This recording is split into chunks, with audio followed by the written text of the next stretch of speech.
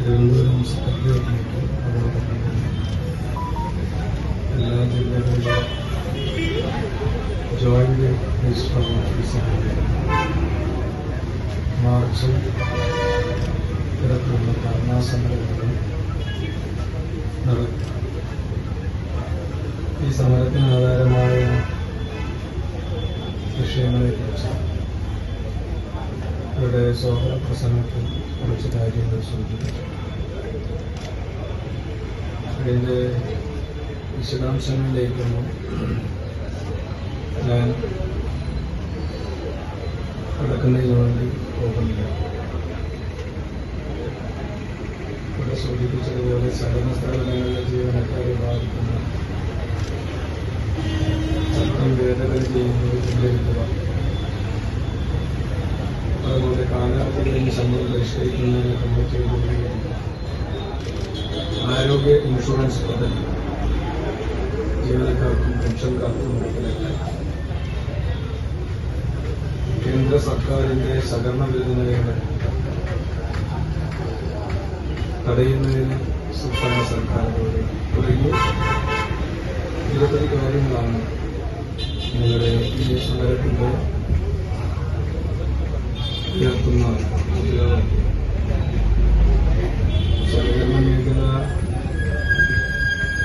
ഞാൻ പറയാതെ തന്നെ എന്റെ മുമ്പിൽ ഈ സമരത്തിൽ പങ്കെടുത്തുകൊണ്ടിരിക്കുന്ന ജീവനക്കാർക്ക് ഈ മേഖല എങ്ങനെയാണ് ഈ നിലയിലേക്ക് വളർന്നത് എന്നും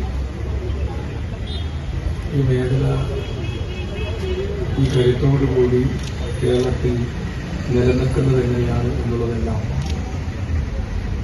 നല്ലതുപോലെ ബോധ്യമുള്ളവരാണ്. സഹകരണ മേഖലയുടെ ഒരു പാരമ്പര്യം എന്ന് പറയുന്നത് നൂറ്റാണ്ടുകളുടെ പാരമ്പര്യം. നൂറ്റാണ്ടുകൾക്ക് മുമ്പ് തന്നെ സഹകരണ പ്രസ്ഥാനം കേരളത്തിൽ തുടക്കം കുറിച്ചു. അങ്ങനെ തുടക്കം കുറിച്ച സഹകരണ മേഖല ഇന്നും കേരളീയന്റെ നിത്യജീവിതത്തിന്റെ ഭാഗമാണ്. ജീവിതത്തിൽ നിന്നും വേർപെടുത്താൻ പറ്റാത്ത ഒരു മഹാപ്രസ്ഥാനമായി എല്ലാ മനുഷ്യരെയും ഓർത്തുനിൽക്കുന്ന ഒരു പ്രസ്ഥാനമായി ഏത് മേഖലയിലും ഇന്ന് സഹകരണ സംഘടന കാർഷിക മേഖലയിൽ, വ്യാവസായിക മേഖലയിൽ, യുവജന മേഖലയിൽ, തൊഴിലെടുക്കുന്ന ഏത് മേഖലയിലും സഹകരണ പ്രസ്ഥാനങ്ങൾ നല്ല നിലയ്ക്ക് പ്രവർത്തിക്കുന്ന ഒരു നാടാണ് നമ്മുടെ കേരളം. സഹകരണ പ്രസ്ഥാനങ്ങളുടെ സംഭാവന എന്ന് പറയുന്നത് മറ്റേത് സംസ്ഥാനത്തേക്കാൾ കൂടുതൽ നമ്മുടെ കേരളത്തിന്റെ വികസന പ്രക്രിയയിൽ വലിയ പങ്കാണ് വഹിച്ചിട്ടുണ്ട്. പക്ഷേ ആ മേഖലയെ പൂർണ്ണമായും എങ്ങനെ തകർക്കുക എന്നുള്ള ഒരു പരീക്ഷണമാണ് ഇന്ന് രാജ്യം ഭരിക്കുന്ന BJP ഗവൺമെന്റ് ശ്രമിച്ചുകൊണ്ടിരിക്കുന്നത്. BJP ഗവൺമെന്റ് 2014 അധികാരത്തിൽ വന്നതിന് ശേഷം കേരളത്തിലെ സഹകരണ മേഖലയെ ലക്ഷ്യം വെച്ചുകൊണ്ടുള്ള നിരവധി ഇടപെടലുകളാണ് ഇതിനകം തന്നെ നടത്തിയിട്ടുള്ളത്. നമുക്കെല്ലാവർക്കും ഓർമ്മയുണ്ടാവും, കോവിഡ് കാലത്ത് സഹകരണ മേഖലയെ പോലും തകർക്കുക എന്ന ലക്ഷ്യം അന്നും ഗവൺമെന്റ്, രാജ്യം ഭരിക്കുന്ന ഗവൺമെന്റ് നോട്ട് നിരോധനം നടപ്പിലാക്കിക്കൊണ്ട് കേരളത്തിലെ സഹകരണ മേഖലയിൽ ആകെ കള്ളപ്പണമാണ് എന്ന വലിയ പ്രചാരവേല BJP നടത്തുന്നു. ഇപ്പൊ കേരളത്തിലെ സഹകരണ മേഖലയെ ലക്ഷ്യം വെച്ചുകൊണ്ടുള്ള പ്രവർത്തനം BJP അധികാരത്തിൽ വന്നതിന് ശേഷം കേരളത്തിൽ വ്യാപകമായി ഇടപെടൽ നടത്തിക്കൊണ്ടിരിക്കുക. ഇപ്പൊ ഈ മേഖലയെ പരിപൂർണമായി തകർക്കണം. നമുക്കറിയാം, രാജ്യത്ത് മറ്റ് സംസ്ഥാനങ്ങളിലൊന്നുമില്ലാത്ത വലിയ ഒരു പ്രസ്ഥാനമാണ് കേരളത്തിലുള്ളത്. നമ്മുടെ കേരളത്തിലെ സഹകരണ പ്രസ്ഥാനത്തെ പോലെ മറ്റ് സംസ്ഥാനങ്ങളിലൊന്നും സഹകരണ മേഖല ശക്തിപ്പെട്ടിട്ടില്ല. പേരിന് മാത്രമാണ് മറ്റ് സംസ്ഥാനങ്ങളിലെല്ലാം സഹകരണ പ്രസ്ഥാനങ്ങളുള്ളത്. പക്ഷെ നമ്മുടെ കേരളത്തിലെ സഹകരണ പ്രസ്ഥാനം എന്ന് പറയുന്നത് ഞാനിവിടെ സൂചിപ്പിച്ചതുപോലെ ദൈനംദിനം ജീവിതത്തിൽ ഇടപെടുന്ന ഒരു മഹാപ്രസ്ഥാനമായി മാറി നമ്മുടെ നാട്ടിൽ വളർന്നുകൊണ്ടും നിരവധി സംഭാവനകളാണ് രാജ്യത്തിന്റെ വികസന പ്രക്രിയയിൽ, നമ്മുടെ നാടിന്റെ വികസന പ്രക്രിയയിൽ ഇപ്പൊ നടന്നുകൊണ്ടിരിക്കുന്നത്. ഇപ്പോൾ കേരളത്തില് 62 ലക്ഷം വരുന്ന പെൻഷൻകാർക്ക് സഹകരണ മേഖലയിലൂടെയാണ് പെൻഷൻ വിതരണം ചെയ്യുന്നത്. ഇപ്പൊ കോടിക്കണക്കിന് രൂപയുടെ ഇൻവെസ്റ്റ്മെന്റ് ഉള്ള, ആരെയും ഏത് നാടിനെയും അതിശയിപ്പിക്കുന്ന ഒരു മഹാപ്രസ്ഥാനമായി കേരളത്തിലെ സഹകരണ പ്രസ്ഥാനം വളർന്നുണ്ട്. ഈ വളർച്ചയിലൂടെയല്ലേ നമ്മുടെ ജീവിത നിലവാരത്തിലുണ്ടായിട്ടുള്ള ഉയർച്ച. സഹകരണ മേഖലയിൽ ഒരു തൊഴിലെടുക്കുക എന്ന് പറഞ്ഞാൽ വളരെ അഭിമാനപൂർവമാണ്, അല്ലെങ്കിൽ അന്തസ്സോടുകൂടിയാണ് നമ്മുടെ നാട്ടിലെ ജനങ്ങൾ നമ്മളെ നോക്കിക്കാണുന്നത്. ആ നിലയിലേക്ക് ഈ പ്രസ്ഥാനം വളർന്നു. സഹകരണ പ്രസ്ഥാനത്തിൽ ഒരു ജീവനക്കാരൻ എന്ന് പറഞ്ഞാൽ മോശമാണോ? അല്ല. കാരണം ഏത് സഹകരണ മേഖല സ്ഥാപനങ്ങളിലും പണിയെടുക്കുന്ന ഏതൊരാൾക്കും ഇന്ന് മാന്യമായി ജീവിക്കാനുള്ള ഒരു ശമ്പള സ്കെയിലുണ്ട്, എല്ലാവിധ ആനുകൂല്യത്തോടുകൂടി. അതാണ് അതിന്റെ പ്രത്യേകത. എന്റെ മുമ്പിലിരിക്കുന്ന മഹാഭൂരിപക്ഷം വരുന്ന നേതാക്കൾ പലരും പാർട്ടിയുടെ ഭാഗമായി ഈ മേഖലയിൽ വന്നവരാണ്, അല്ലേ? പാർട്ടി പ്രവർത്തനത്തിന്റെ ഭാഗമായി ഈ മേഖലയിൽ വന്ന് അവരുടെ കുടുംബത്തെ സംരക്ഷിക്കുന്ന ഭാഗത്തിൽ സഹകരണ മേഖലയുണ്ട് എന്നതുള്ളതാണ് അതിന്റെ പ്രത്യേകത. ഇത് എത്ര ആളുകളെയാണ് ഈ മേഖലയിൽ നമുക്ക് തന്നെ സംരക്ഷിക്കാൻ കഴിഞ്ഞിട്ടുള്ളത്? അതല്ലാതെ ആയിരക്കണക്കിന് വരുന്ന മറ്റുള്ളവർ വേറെ. ഏതൊരു ആവശ്യത്തിനും സഹകരണ മേഖലയല്ലേ ഇപ്പോ നമ്മൾ ആശ്രയിക്കുന്നത്. നമ്മുടെ കുടുംബത്തിലൊരു പ്രധാനപ്പെട്ട എന്തെങ്കിലും ഒരു പരിപാടികൾ തന്നെ വന്നാൽ, നമ്മൾക്ക് അത്യാവശ്യം പണം ആവശ്യം വന്നാൽ തൊട്ടടുത്ത സഹകരണ മേഖലയിലേ പോയി നമ്മൾ ലോൺ എടുക്കുക. അപ്പൊ നമ്മുടെ മനസ്സിനകത്ത് തന്നെ ബോധ്യമുണ്ട്, നമ്മുടെ എല്ലാം ഡിപ്പോസിറ്റുകളായി കിടക്കുന്നത് നമ്മൾ ഏത് സമയത്തും രക്ഷിക്കാൻ, ഏത് സമയത്തും നമുക്ക് ആശ്രയിക്കാൻ പറ്റുന്ന ഒരു ഡിപ്പോസിറ്റായി ഇതാ എന്റെ തൊട്ടടുത്ത സഹകരണ ബാങ്കിലുണ്ട് എന്നാൽ എനിക്കത് ഓടിപ്പോയി എടുക്കാം. ഇടവായിട്ടാണെങ്കിലും നമ്മളെ രക്ഷിക്കാനുള്ള ഒരു പ്രസ്ഥാനം എന്റെ തൊട്ടടുത്ത് തന്നെ ഉണ്ട് എന്നൊരു തോന്നൽ നമുക്ക് എല്ലാവർക്കും ഉണ്ട്. സാധാരണ കർഷക തൊഴിലാളി കുടുംബത്തിനുണ്ട്, കർഷക കുടുംബത്തിനുണ്ട്, ജീവനക്കാർക്കുണ്ട്, തൊഴിലെടുക്കുന്ന മറ്റ് ജനവിഭാഗങ്ങൾക്കെല്ലാം ഇത്തരം മേഖലയെ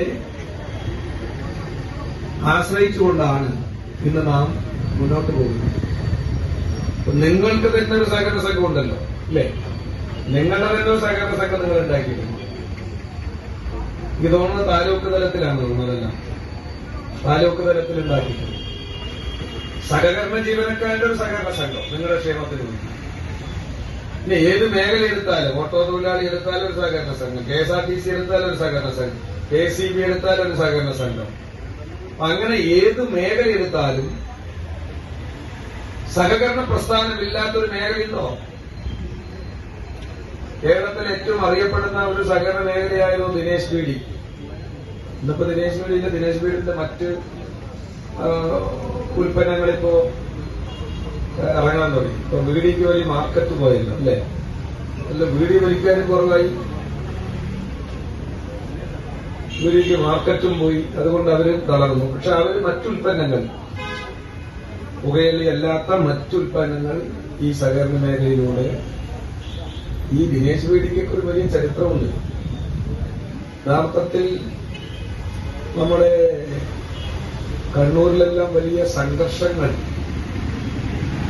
ഇടയാക്കിയത് ഈ ദിനേശ് ബീഡിയുടെ വളർച്ചയാണ്. തൊഴിലാളി പ്രസ്ഥാനം വളർന്നു. തൊഴിലാളി പ്രസ്ഥാനം സഹകരണ മേഖലയിലൂടെ ഈ ദിനേശ് ബീഡി സംഘം തുടങ്ങി. അതിന് ബന്ധപ്പെട്ട് മംഗലാപുരത്തൊരു ബീഡി മുതലാളിയുണ്ട്, RSSകാരൻ. അപ്പോ മംഗലാപുരത്തെ ബീഡി മുതലാളിയുടെ ബീഡി വ്യവസായം നഷ്ടപ്പെടുമെന്ന തോന്നലിലാണ് ദിനേശ് ബീഡി സഹകരണ സംഘത്തെ തകർക്കാനുള്ള ഗൂഢപദ്ധതി എന്ന RSSന്റെ നേതൃത്വത്തിൽ. അങ്ങനെയാണ് ദിനേശ് ബീഡി ജീവനക്കാരുടെ പ്രസ്ഥാനത്തിലേക്ക് ആദ്യമായി RSSകാർ പോകുന്നത്. വെറുതെ ഇരിക്കുന്ന മനുഷ്യരിലേക്ക് പോകുന്നതില്ല. ഇത്തരത്തിൽ രാഷ്ട്രീയ പ്രസ്ഥാനത്തിന്റെ വളർച്ച ഈ മേഖലയിൽ ചെറിയ കാര്യമാണോ? ഇപ്പോൾ കേരളത്തിലെ സഹകരണ പ്രസ്ഥാനത്തെ രാജ്യത്തെ കേന്ദ്രം എങ്ങനെയാ കാണുന്നത്? BJP. അതൊരൊറ്റ നോട്ടമുള്ളൂ. കേരളത്തിലെ സഹകരണ സംഘം എന്ന് പറഞ്ഞാൽ എല്ലാ CPM. അപ്പൊ അതിനെ തകർക്കുക. അതുകൊണ്ടാണല്ലോ ഞാനിവിടെ പറഞ്ഞില്ലേ, നോട്ട് നിരോധനം വന്നപ്പോ കേരളത്തിലെ സഹകരണ സംഘത്തിൽ മുഴുവനും കള്ളനോട്ടാണെന്ന് പറഞ്ഞുണ്ടാക്കിയവരാണല്ലോ അന്ന് കേന്ദ്ര ഗവൺമെന്റ്. ഇപ്പോൾ കേന്ദ്ര ഗവൺമെന്റ് കുറച്ചും കൂടി സഹകരണ മേഖലയെ പിടിമുറുക്കുകയാണ്. അതിനാണ് ഇവിടെ പറഞ്ഞ മൾട്ടി പർപ്പസ് കോപ്പറേറ്റീവ്, അല്ലേ? മൾട്ടി സ്റ്റേറ്റ് കോപ്പറേറ്റീവ് സ്ഥാപനങ്ങൾ. ആരാണ് അതിന്റെ ഒരാൾക്ക് അറിയില്ല. ആദ്യം കുറച്ച് പൈസ കൊടുക്കും, പിന്നെ കുറച്ച് പൈസ വാങ്ങിക്കും, പിന്നെ ഡെപ്പോസിറ്റുകൾ നന്നായി സ്വീകരിക്കും, പിന്നെ ആളുടെ അഡ്രസ് ഉണ്ടാവില്ല. നമ്മുടെ ഇടക്കാലത്ത് കുറെ ഫൈനാൻസുകൾ വന്ന് നമ്മുടെ ആളുകളുടെ മൈക്രോ ഫൈനാൻസ് ഒക്കെ വന്ന് തിരിച്ചിട്ട് പോയത് ഓർമ്മയില്ലേ? ഇത് സർക്കാർ കേന്ദ്ര സർക്കാരിന്റെ അംഗീകാരത്തോടു കൂടി വരികയാണ്. ഒറ്റ ലക്ഷ്യമുണ്ട്, കേരളത്തിലെ സഹകരണ പ്രസ്ഥാനത്തെ എങ്ങനെ തകർക്കുക. അതുകൊണ്ടാണല്ലോ ഇപ്പൊ അർബൻ ബാങ്ക് ഇപ്പൊ ലോൺ കൊടുക്കണമെങ്കിൽ വലിയ പ്രയാസമാണ്. ലോൺ അനുവദിക്കണമെങ്കിൽ അർബൻ ബാങ്ക് വലിയ പ്രയാസമാണ്. റിസർവ് ബാങ്കിന്റെ വല്ലാത്ത പിടുത്തത്തിലാണ് അവർ നിൽക്കുന്നത്, വലിയ നിയന്ത്രണത്തിലാണ്. ഇപ്പൊ എന്തുകൊണ്ടാണ് നമ്മുടെ കേരളത്തിലെ സഹകരണ മേഖലയിൽ ED ഉൾപ്പെടെ ഇടപെട്ടല്ലോ. കേരളത്തിലെ സഹകരണ മേഖലയിൽ ആകെ കുഴപ്പമാണ് എന്ന് വരുത്തി തീർക്കാനുള്ള വലിയ പ്രചാര വേലകൾ ഈ കേരളത്തിൽ നടത്തിയില്ലേ BJP സർക്കാർ? ആ BJP സർക്കാരിന്റെ നിർദ്ദേശം കൊണ്ടാണല്ലോ ഒരു തരത്തിലും ഇടപെടുവാൻ അവകാശമില്ലാത്ത കേന്ദ്ര ഏജൻസി വന്ന് വിവിധ സഹകരണ ബാങ്കുകളിൽ ഇടപെടുന്നത്. കേരളത്തിലെ ഏതെങ്കിലും ഒരു സഹകരണ മേഖലയിൽ ഉണ്ടായ ഒരു പ്രശ്നത്തെ കേരളത്തിൽ ആകെ സഹകരണ മേഖല വലിയ അഴിമതിയാണ്. ഈ അഴിമതിക്കെല്ലാം കാരണം ഈ കേരളത്തിലെ ഇടതുപക്ഷ പ്രസ്ഥാനവും ഇടതുപക്ഷ പ്രസ്ഥാനത്തിന് നേതൃത്വം കൊടുക്കുന്ന കമ്മ്യൂണിസ്റ്റ് പാർട്ടി ഓഫ് ഇന്ത്യ മാർക്സിസ്റ്റുമാണ് എന്ന വലിയ പ്രചാരം കേരളത്തിൽ വ്യാപകമായി നടത്തിക്കൊണ്ടല്ലേ വിവിധ സഹകരണ ബാങ്കുകളിൽ ED പോലുള്ള കേന്ദ്ര ഏജൻസികൾ, അന്വേഷണ ഏജൻസികൾ ഇടപെട്ടത്. എന്നാൽ നമ്മുടെ എല്ലാം അറിവനുസരിച്ച് BJP നിയന്ത്രിക്കുന്ന ചില സഹകരണ മേഖലയുണ്ട്. ഒരു സർവേ നടത്തിയപ്പോ ഏറ്റവും തട്ടിപ്പ് ഏറ്റവും കൂടുതൽ തട്ടിപ്പ് വളരെ കുറച്ച് മേഖലയാണുള്ളത്. അത് മുഴുവൻ തട്ടിപ്പിന്റെ മേഖലയായി മാറിക്കഴിഞ്ഞു എന്നാണ്. കേരളത്തിലെ സഹകരണ മേഖലയെ നിയന്ത്രിക്കുന്ന ഇടതുപക്ഷ പ്രസ്ഥാനത്തിനും പ്രത്യേകിച്ച് CPM-നെല്ലാം വളരെ കൃത്യതയായ നിലപാടും കാഴ്ചപ്പാടും അനുസരിച്ചാണ് അത് കൈകാര്യം ചെയ്തുകൊണ്ടിരിക്കുന്നത്.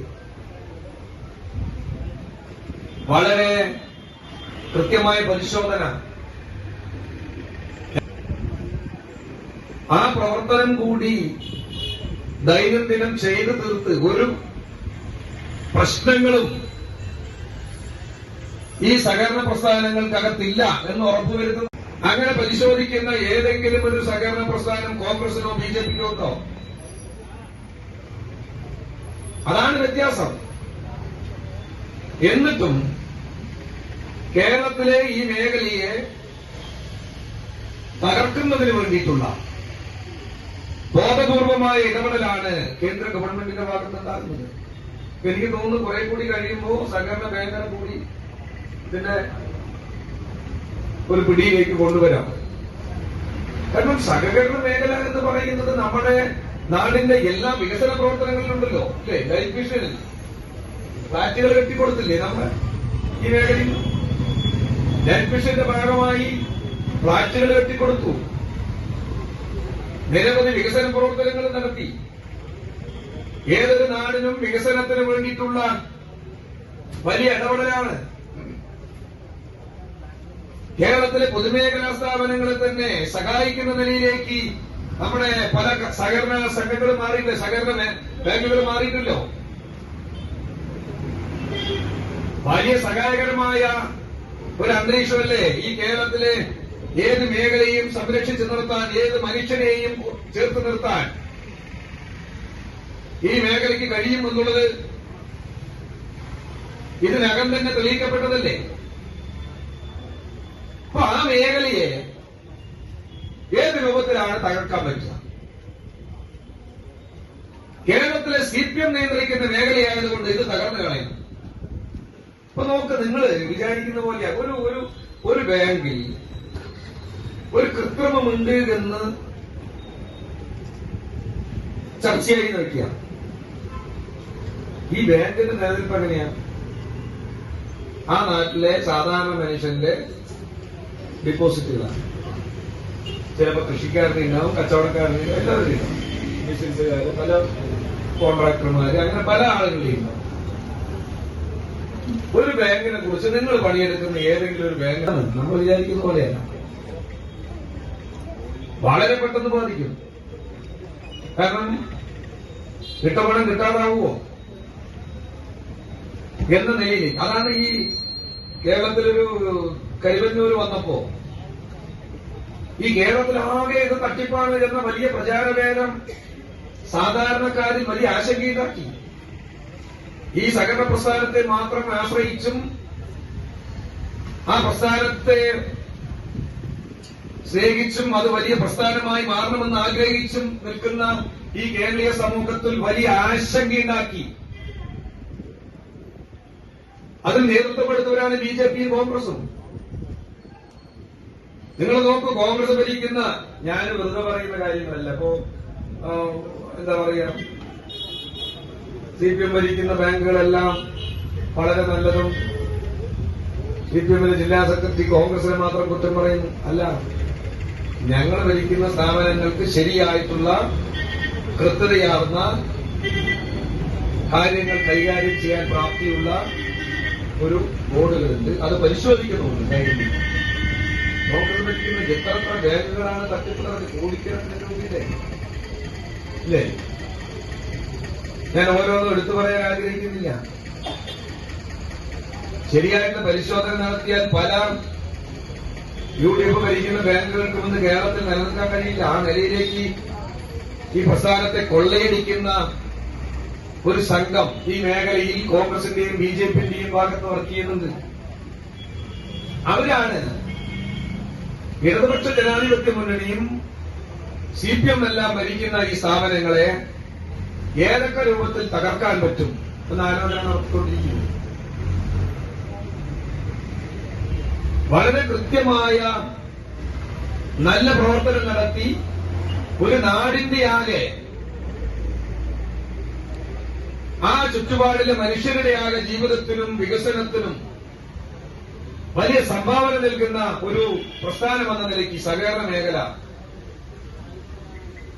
ഇന്ന് നമ്മുടെ കേരളത്തിൽ വലിയ മാറ്റങ്ങൾ ഉണ്ടാക്കിയിട്ടുണ്ട്. പുതിയ പുതിയ പദ്ധതികളല്ലേ വരുന്നത്. മുറ്റത്തെ മുല്ല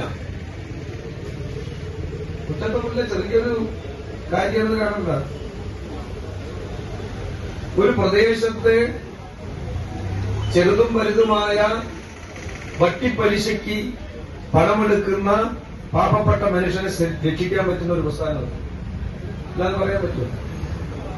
നമ്മുടെ നാട്ടിലെല്ലാം ഈ മുറ്റത്തെ മുല്ലയൊക്കെ വരുന്നതിന് മുമ്പ്, പ്രത്യേകിച്ച് ഈ കുടുംബശ്രീ മുഖേനയാണല്ലോ ഇപ്പൊ ഇതൊക്കെ നടക്കുന്നത് ഇല്ലേ?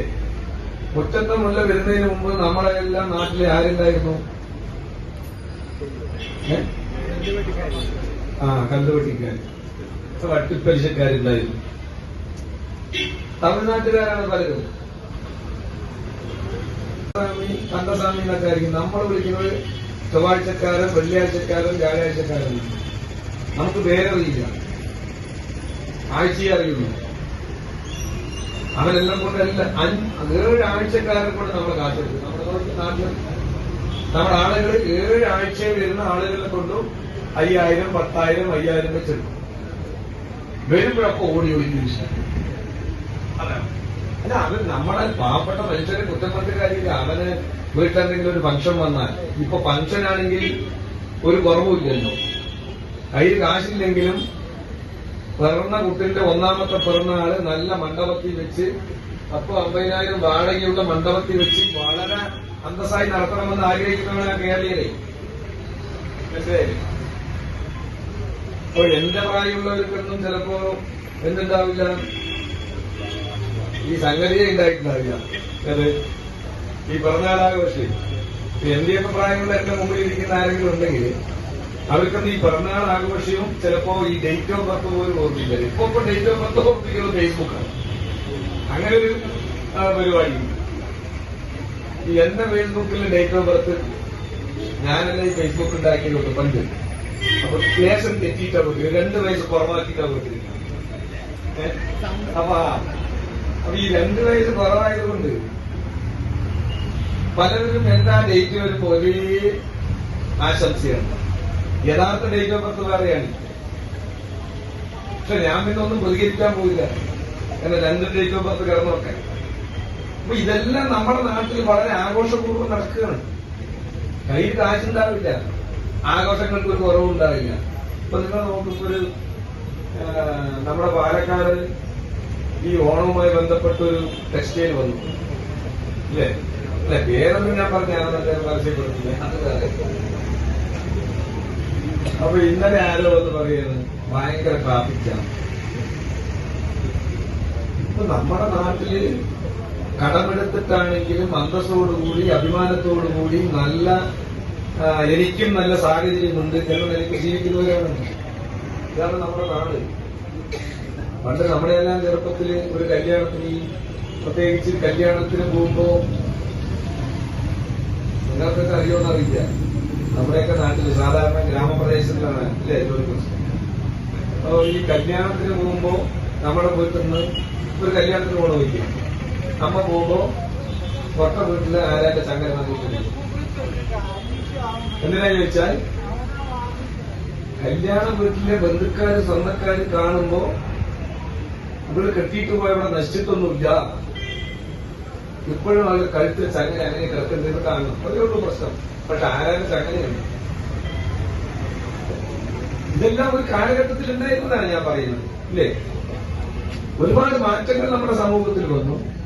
അതിനനുസരിച്ച് നമുക്ക് വരുമാനങ്ങൾ ഉണ്ടാക്കാൻ തുടങ്ങി. പക്ഷെ എന്നാലും നമ്മുടെ ജീവിതത്തിൽ മതിയായ ഒരു വരുമാനം ഇപ്പോഴും കേരളത്തിലില്ല. അതുകൊണ്ടാണല്ലോ ഇപ്പൊ നിങ്ങൾ ശമ്പളം വാങ്ങിക്കുന്ന ഒരു ആനുകൂല്യം പോരാ ഇതിൽ പറയുന്നല്ലോ അല്ലേ? വേറെ എവിടെയും കൊണ്ടല്ലോ. 18ാം ലോക്സഭാ തെരഞ്ഞെടുത്തപ്പോ വോട്ടുകൾ പോയി. നമ്മൾ 19 സീറ്റിൽ തോറ്റു. പരിശോധിച്ചു.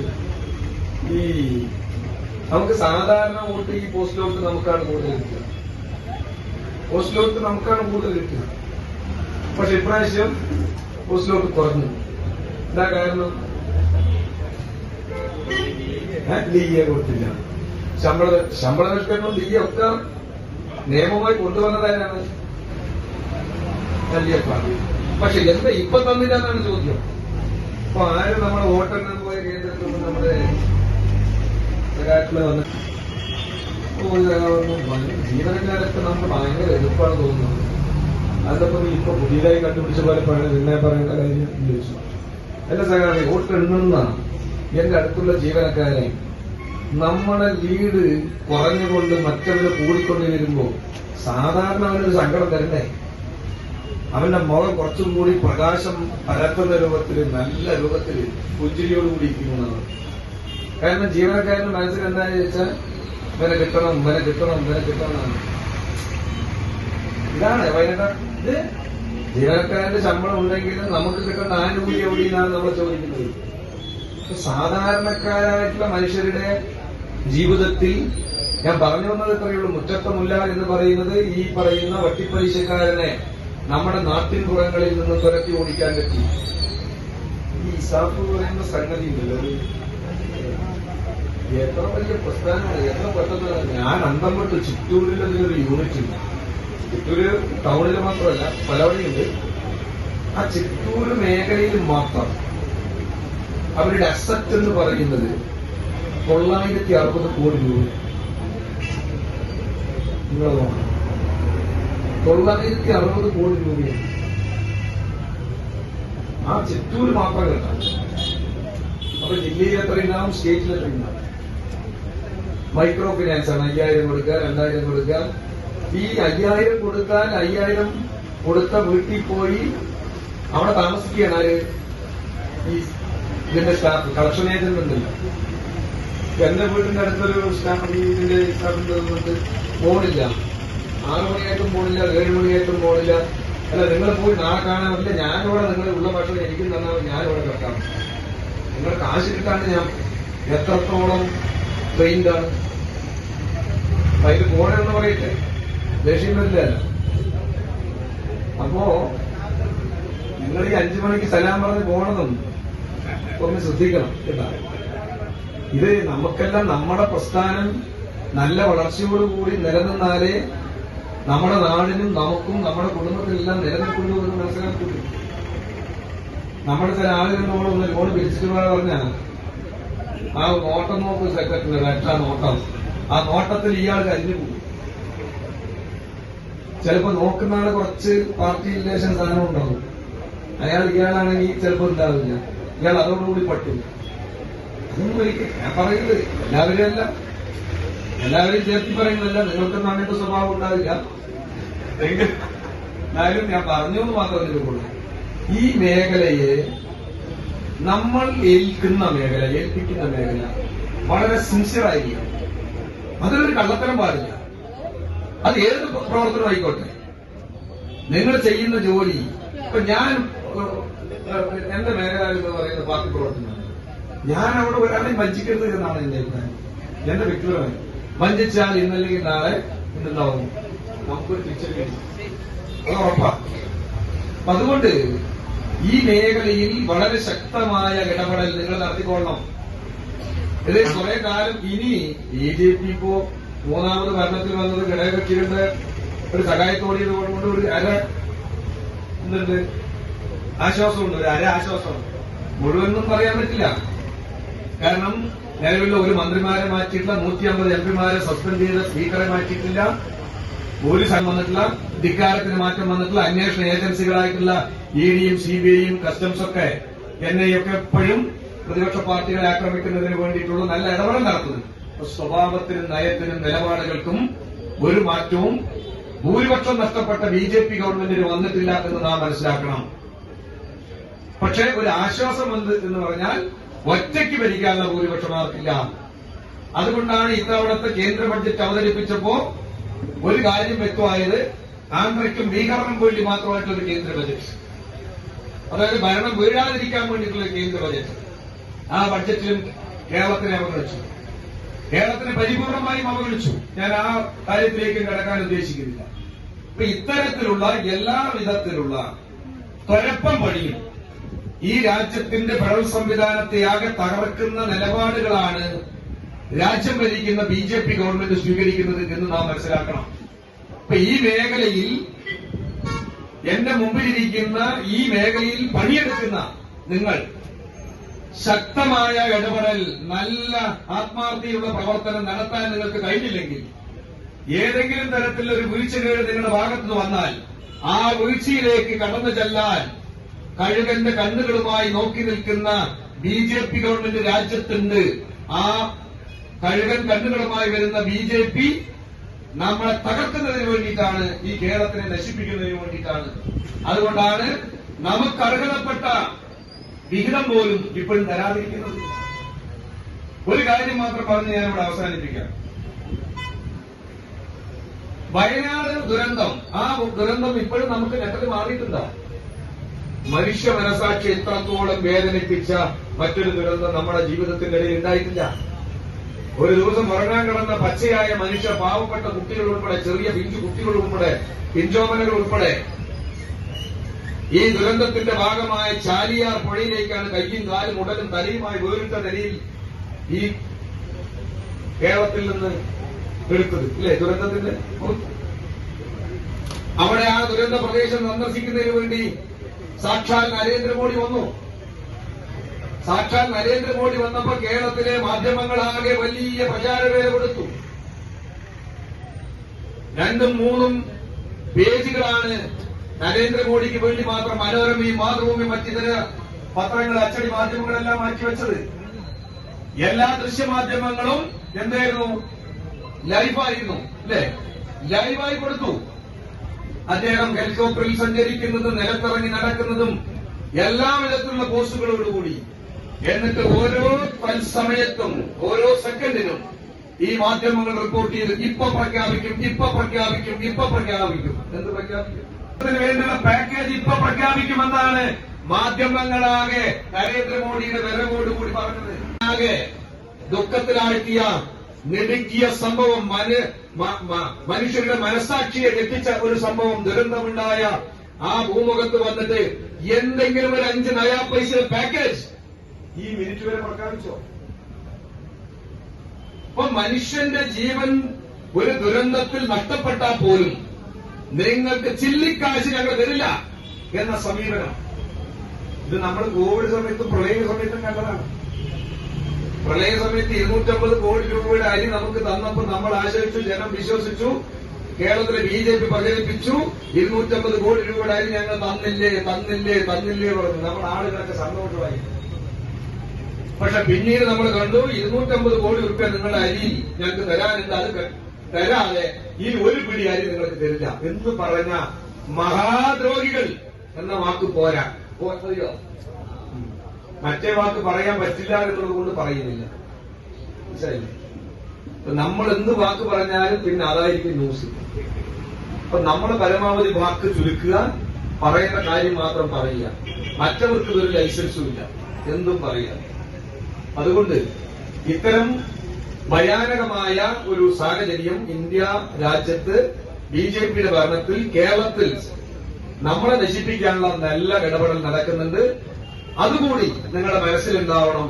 ഈ സമരം നിങ്ങളുടെ ആനുകൂല്യങ്ങൾ നേടിയെടുക്കുക എന്നതിനൊപ്പം ഈ ആനുകൂല്യങ്ങൾ ആകെ നഷ്ടപ്പെടാനിടയാകുക, ഈ മേഖലയാകെ നശിപ്പിക്കാൻ, തകർക്കാൻ ഒരുമിട്ടിറങ്ങുന്ന രാജ്യം ഭരിക്കുന്ന BJP സർക്കാരിനെതിരായിട്ടുള്ള പോരാട്ടങ്ങൾ, ഭാവി പോരാട്ടങ്ങൾ, പ്രക്ഷോഭങ്ങൾ നിങ്ങൾ ഉയർത്തിക്കൊണ്ടുവരാൻ കൂടിയാവണം എന്നുകൂടി നിങ്ങളോട് അഭ്യർത്ഥിച്ചുകൊണ്ട് ഈ സമരത്തിൽ പങ്കെടുത്ത മുഴുവൻ പ്രിയപ്പെട്ട സഖാക്കളെയും അഭിവാദ്യം ചെയ്തുകൊണ്ട് ഈ സമരം ഔപചാരികമായി ഉദ്ഘാടനം ചെയ്താൽ അറിയിക്കും.